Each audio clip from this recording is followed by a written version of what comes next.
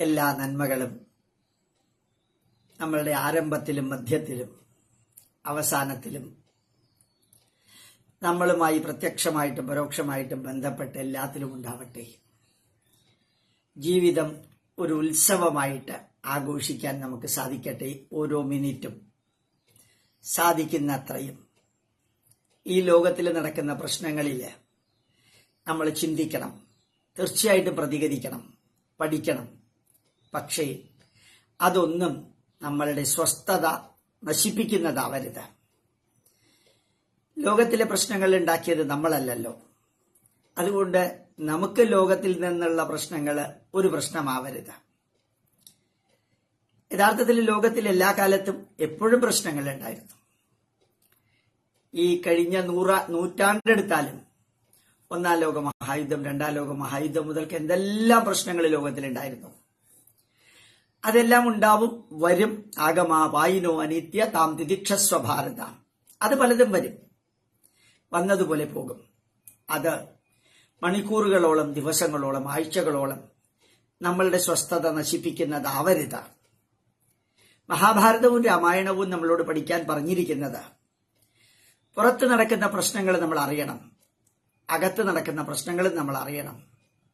ഒരു രാജ്യത്ത് നടക്കുന്ന പ്രശ്നങ്ങൾ, ഒരു സമൂഹത്തിൽ നടക്കുന്ന പ്രശ്നങ്ങൾ, ഒരു കുടുംബത്തിൽ നടക്കുന്ന പ്രശ്നങ്ങൾ, ഒരു വ്യക്തിയിൽ നടക്കുന്ന പ്രശ്നങ്ങൾ, ഇവ ജഗദീശ്വരൻ നമുക്ക് തന്നിരിക്കുന്ന സമയം എത്ര ഉണ്ടോ അത്രയും കാലം ധന്യമായിട്ട് ജീവിക്കാൻ ഈ പ്രശ്നങ്ങൾ നമ്മളെ പരിധിക്കപ്പുറം തളർത്തരുത്, തകർക്കരുത്. യഥാർത്ഥത്തിൽ മഹാഭാരതത്തിൽ 1,25,000 ശ്ലോകങ്ങൾ ഉണ്ടാവാൻ കാരണം എല്ലാ കാര്യങ്ങളും വിവരിക്കുമ്പോഴും ജീവിതാനുഭവങ്ങൾ പാണ്ഡവർക്ക് എതിർചേരിയിൽ നിൽക്കുന്നവരും അവരുടെ കൂടെയുള്ളവരും ആയിട്ടുള്ള പ്രധാനപ്പെട്ട നൂറുകണക്കിന് ചരിത്ര പുരുഷന്മാരുണ്ടെങ്കിലും പ്രധാനപ്പെട്ടവർ 20 പേരാണ്. രാമായണത്തിലും പ്രധാനപ്പെട്ടത് 20 പേരാണ്. ആ 20 പേരുടെ ജീവിതത്തിലെ കാര്യങ്ങൾ അപ്പോൾ തന്നെ കഥാരൂപത്തിൽ, പക്ഷിമൃഗാദികളുടെ കഥാരൂപത്തിൽ മഹാഭാരതത്തിൽ വിവരിക്കുന്നു. രാമായണത്തിൽ അങ്ങനെ വിവരിക്കുന്നില്ല. അനുഭവങ്ങൾ മാത്രം വിവരിച്ചുകൊണ്ട് പോവാണ് രാമായണം, വാൽമീകി രാമായണം. അനുഭവങ്ങൾ മാത്രം വിവരിച്ചുകൊണ്ട് പോകുന്നു വാൽമീകി രാമായണം. അനുഭവങ്ങളുടെ മധുരവും കയ്പും ചവർപ്പും ഉപ്പും എരിവും പുളിയും കഥകളിലൂടെ വിവരിക്കുന്നു മഹാഭാരതത്തില്. മഹാഭാരതം കഥ എന്ന് പറയുമ്പോൾ ഞാനും നിങ്ങളും നമ്മളും അറിയാനുള്ളത് മഹാഭാരതത്തിലെ പാണ്ഡവരുടെയും കൗരവരുടെയും അവരുടെ കൂടെയോ അവരുടെ എതിർചേരിയിലോ നിന്നവരുടെ കഥയല്ല. മഹാഭാരത കഥ എന്ന് പറയുന്നത് ആ ചരിത്ര പുരുഷന്മാര് പരസ്പരം പറയുന്ന പക്ഷിമൃഗാദികളുടെ കഥകളാണ് മഹാഭാരതം കഥകൾ. നിർഭാഗ്യവശാൽ ആ പക്ഷിമൃഗാദികളുടെ കഥകളെ നമ്മൾ മഹാഭാരതം കഥകൾ എന്ന് പറയുമ്പോൾ പാണ്ഡവരുടെയും കൗരവരുടെയും കഥകളാക്കി മാറ്റി. പാണ്ഡവരുടെയും കൗരവരുടെയും കഥയല്ല, ചരിത്രമാണ്. രാമായണത്തിലെ ചരിത്രമാണ്. അതിനകത്ത് വേറെ കഥയില്ല. എന്തേ കാരണം? വാൽമീകി മഹർഷി നേരെ ഒരു നോവൽ എഴുതുന്ന മാതിരി മഹാകാവ്യത്തില്, ആദികാവ്യത്തില് അങ്ങോട്ട് എഴുതി. ആരോടും ചോദ്യം ചോദിക്കാനും ആർക്കും ഉത്തരം കൊടുക്കാനും വാൽമീകി മഹർഷി നിന്നില്ല. മഹാഭാരതം അങ്ങനെയല്ല, എല്ലാം ചോദ്യരൂപത്തിലും ഉത്തരരൂപത്തിലും കൊടുത്തു.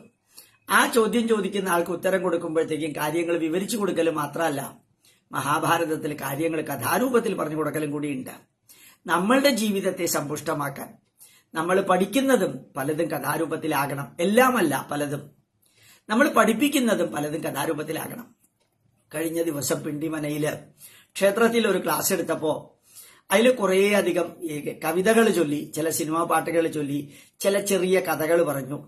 മുമ്പിലിരിക്കുന്ന സാധാരണക്കാര് പറഞ്ഞു, സാറേ, ഞങ്ങൾക്ക് പറ്റിയ വിധത്തിലാണ് സാറ് ഇങ്ങനെ ഒരു വിഷയം അവതരിപ്പിച്ചത്. ഞങ്ങൾക്ക് പറ്റിയ വിധത്തില് അതിൽ സാറ് പാട്ടുപാടിയിട്ടുണ്ട്, സാറ് കവിതകൾ ചൊല്ലിയിട്ടുണ്ട്, സാറ് ചെറിയ ചെറിയ കഥകൾ പറഞ്ഞിട്ടുണ്ട്.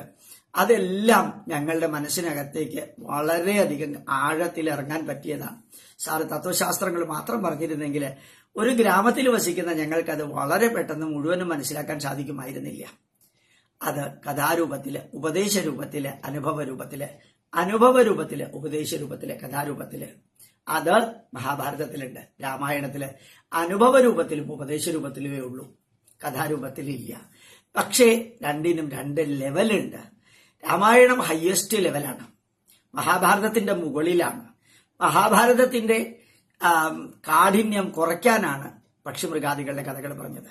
ഒരു കാര്യം ഉറപ്പ്, നമ്മളുടെ മക്കളിൽ മാറ്റം ഉണ്ടാക്കണം. നമ്മളുടെ മക്കൾക്ക് 3 കാര്യങ്ങൾ പറഞ്ഞു കൊടുക്കണം. മഹാഭാരതത്തിലും രാമായണത്തിലും പറഞ്ഞിരിക്കുന്ന അനുഭവങ്ങൾ പറഞ്ഞു കൊടുക്കണം. മഹാഭാരതത്തിലും രാമായണത്തിലും പറഞ്ഞു കൊടുത്തിരിക്കുന്ന ഉപദേശങ്ങൾ പറഞ്ഞു കൊടുക്കണം. മഹാഭാരതത്തിൽ പറഞ്ഞു കൊടുത്തിരിക്കുന്ന കഥകളും പറഞ്ഞു കൊടുക്കണം.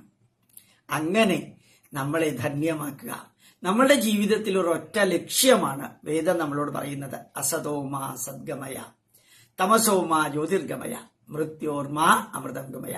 ധന്യമായ സുപ്രഭാത വന്ദനം, ധന്യമായ ശുഭദിന പ്രാർത്ഥന, സന്തോഷത്തോടുകൂടി ധന്യമായി പഠിച്ച് പഠിപ്പിച്ച് പ്രചരിപ്പിച്ച് പ്രവർത്തിച്ച് പ്രതികരിക്കാൻ സാധിക്കട്ടെ. ആരെയും ചവിട്ടി പുറത്താക്കാതെ എല്ലാവരെയും അടിച്ചകത്താക്കാൻ സാധിക്കട്ടെ. വാദിക്കാനും ജയിക്കാനും നിൽക്കാതെ അറിയാനും അറിയിക്കാനും സാധിക്കട്ടെ.